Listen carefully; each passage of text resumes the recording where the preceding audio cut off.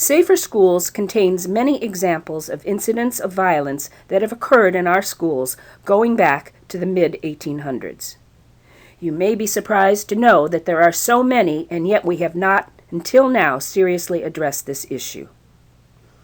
These incidents fall into different categories: violence committed by students, such as Columbine; violence committed in schools by outsiders, such as Sandy Hook; violence committed by teachers or administrators, which is workplace violence; and domestic violence spillover, where the abuser comes to the workplace or school to threaten or harm the victim of the domestic abuse.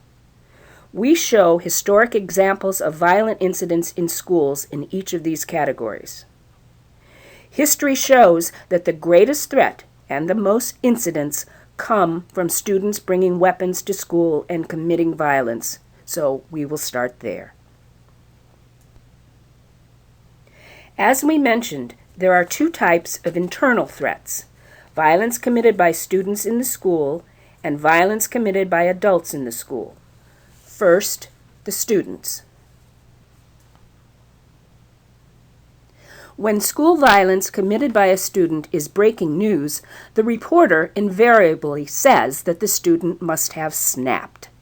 Later, it always comes out that the shooter did not snap, but instead he planned the attack for some time before committing it, sometimes for months. During this period, the student showed signs that he was moving along a path to commit violence, and in many cases, other people knew that something was wrong. We call this leakage. Because these signs can be detected, student violence can, in most cases, be stopped before it happens. If those who are with the student daily, teachers and administrators, know what to look for, and then, when they become concerned, know what to do about it. The Safe School Initiative is a protocol developed by the U.S. Secret Service and the U.S. Department of Education 11 years ago. This initiative contains detailed instructions on what teachers and administrators need to know, what plans must be developed, and what organization they must put in place.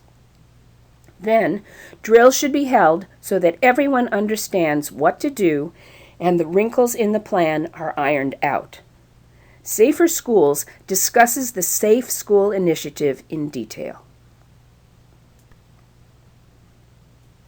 The other internal threat involves adult employees, teachers, and administrators bringing weapons to school to commit workplace violence. Just like the student, an adult who commits workplace violence plans the attack, and this planning can be detected by fellow workers if they know what to look for. This training of teachers and administrators in workplace violence must also take place. External threats, such as the Sandy Hook attack, are the second most common threat to schools. You might be surprised to learn that Sandy Hook was neither the first attack on a school by an outsider, nor was it the worst.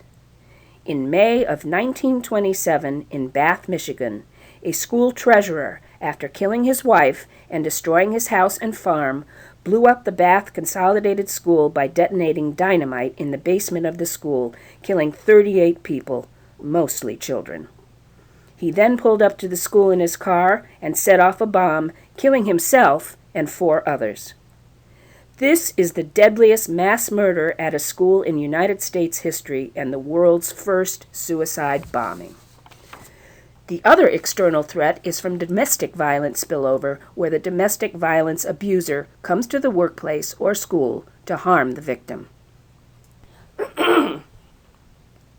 The only way to stop outsiders from bringing weapons into school to commit violence is to stop them at the door by having tight access control in the building, manned by armed security guards.